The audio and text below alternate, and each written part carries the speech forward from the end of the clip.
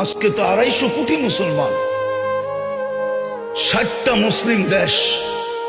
যে সময় 313 জন ছিল ওই সময় তো এই দুরবস্থা ছিল না। আজকে 250 কোটির যে দুরবস্থা, মুসলমানের কোন দেশ ছিল না তখনও তো এই দুরবস্থা ছিল না। আজকে তো 60টা মুসলিম দেশ। ওই সময় তো এই দুরবস্থা ছিল না, যখন পেটে ভাত ছিল না, শরীরে কাপড় ছিল না, পায়ে জুতা ছিল না, মাথা গোচার টাই ছিল না, তখনও তো এই দুরবস্থা ছিল না। আজকে তো মুসলমানের চেয়ে খায় না কেউ, বেশি খায় না। দুনিয়ার কেউ মুসলমানের চেয়ে বেশি আইটেম চিনেও না, খায়ও না। এই জন্যই তো আজকে দুরবস্থা।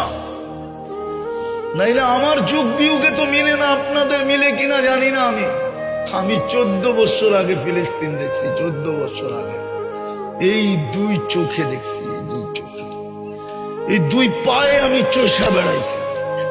এই জন্য আমার ভিতর চোখ বিয়োগ মিলে না যে ফিলিস্তিন মাটির সাথে মিশে কি করা, ওইখানে বোম ফাটে কি করা, ইরাক মাটির সাথে মিশলো কি করা, ওইখানে বোম ফাটলো কি করা।